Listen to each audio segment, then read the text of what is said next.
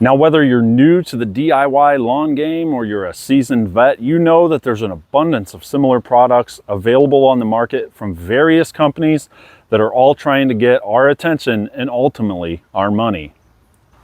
Now, a quick search of the web or YouTube is going to give you an endless amount of things of what you should apply to your lawns to improve them. Now, while it's great to have options, I also think that if you're not careful, it's very easy to get swallowed up in the endless amount of products and clever marketing that's available on the internet today. Now, in this video, I want to break down an easy way to simplify your lawn game in an effort to save you time, headaches, and most importantly, save you your hard-earned money. So stay tuned.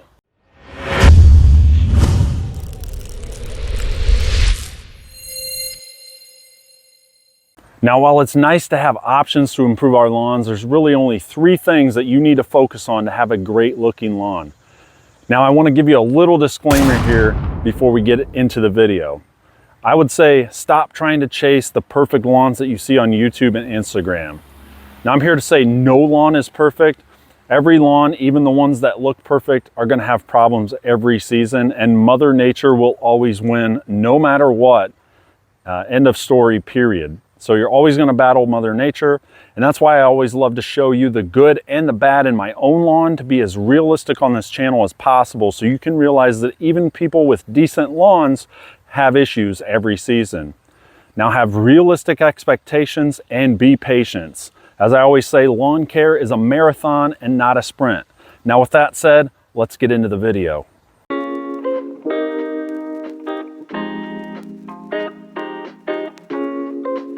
Now, I always tell people when they ask me that soil pH is hands down the most important thing that you need to work on correcting to achieve a great lawn. Now, you can get caught into the trap of applying endless amount of products in your lawn, but if your soil pH is out of line, whether it be acidic, too low, or alkaline, too high, you're going to be wasting your time and money and not seeing the results that you're looking for.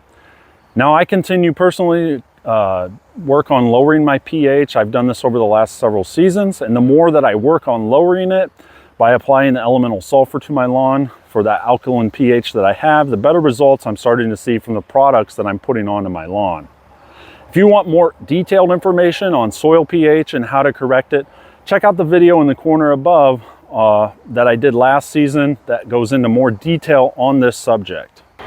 Now, as I noted earlier, correcting the soil pH is not a fast process. Depending on where your soil pH levels are after you do your soil test, it may take you a while to get them back into optimal range. Just remember, I recommend not applying any pH correcting products like lime or elemental sulfur to your lawn before doing a soil test and knowing exactly where your pH is and what's needed to correct it. If you put unnecessary products on your lawn without knowing your pH first, you could cause more damage to your lawn.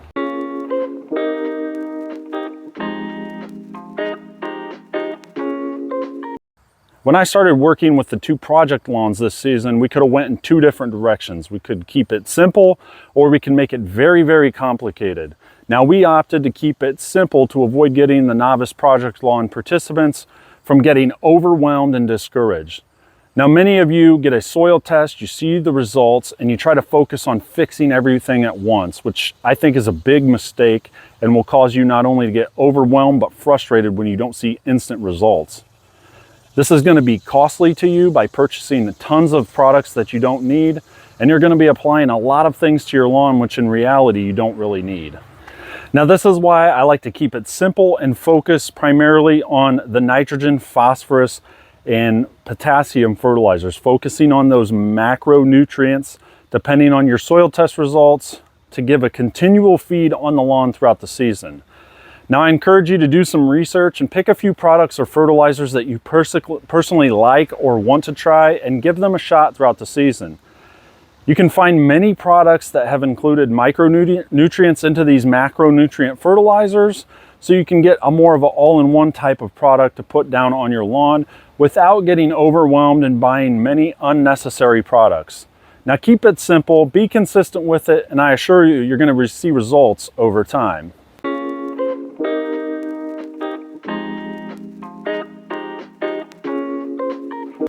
Now this third and final step is the piece that's going to hold the entire puzzle together. You can conquer the first two steps that I discussed earlier, but if you fail to keep up with proper maintenance, your lawn will suffer and you're going to get discouraged. Now some things that proper maintenance includes are proper mowing practices, such as following the 1/3 rule, cutting frequently, not taking a lot off of the grass each time, and keeping your mower blades sharp. Now I sharpen mine frequently to always ensure that I get a good cut on that grass blades. Also, proper watering practices, watering early in the morning to avoid evaporation of your water, and also watering deeply but infrequently. Make sure you're measuring the sprinkler output of the amount of water you're putting on your lawn. We're shooting for 1 inch to 1.5 inches of water per week, supplementing any rainfall. So, I mean, if you need more information on proper watering practices or mowing practices, check out the links in the description below for more detailed videos that I've done on that in the past. Now I'll say probably another important part of the maintenance step that a lot of people overlook is taking a walk around their lawn every day or two and keeping an early eye out for issues such as pests, disease, and other things. Catching these things early is going to give you a better chance of early corrective action, which is going to give you a better chance of taking care of the issue and avoiding you more time and money down the road by doing a renovation or overseed in the fall.